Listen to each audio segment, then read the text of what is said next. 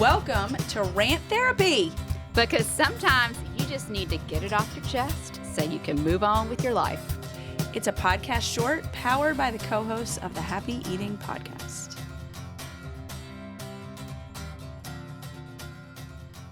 Carolyn, what is it that you want to share this week? I need to share, or I feel empowered to share with our listeners how great my step back in time was this week when I ended up at Olive Garden one night. For dinner? For dinner. By yourself? And I was by myself. So you sent me that picture and I had no words. So first, people are probably wondering how I ended up there and by myself. Yeah. So that morning, Griffin had got invited to go home with a friend from school, and he goes to school in Birmingham.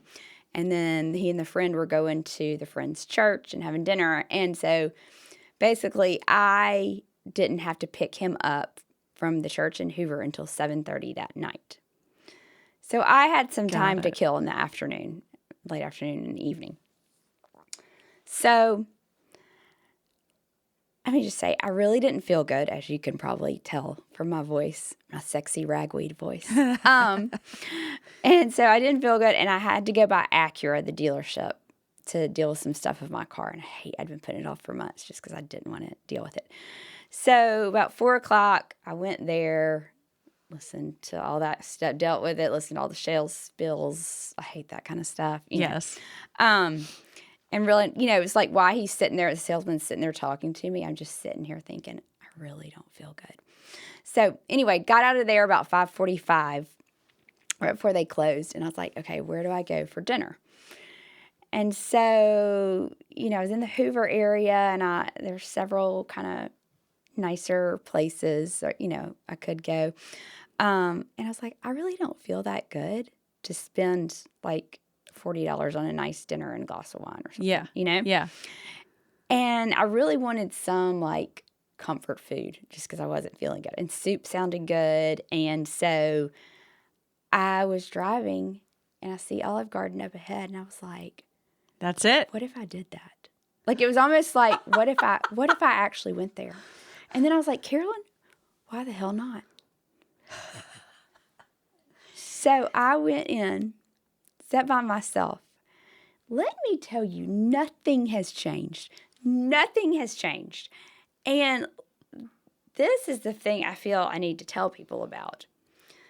They still have that unlimited salad and breadsticks and soup. They do? Yes. And get this. At dinner, it's only $10.99. Mm-hmm. Yes. What? And they brought me a whole salad to toss. So it's not like they're giving you a small portion. Unlimited. And they have 4 different soups you can choose from now. Maybe they always had that. My gosh. But get this. For lunch, it's only $8.99. You can't get lunch that cheap anywhere. No. I mean, really, you can't get dinner that cheap anywhere. How was the service? Not great. There were a lot of servers, but the service wasn't great. Okay. But it was just so it was like I stepped back 30 years. Literally. Yeah. And it was just kind of fun. Like, I'm at Olive Garden. Because really, when I was dry, I was like, Carolyn, I was like, should I go there? Could I go there? And then I was just like, why the hell not? I don't feel good. I don't want to spend a lot of money. Yeah.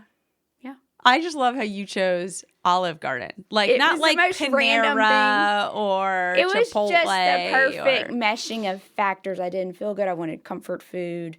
I didn't want to spend a ton of money, but I needed somewhere where I could go sit down to kill some time. Oh, yeah. And I saw it, and it really was became a dare. It was great.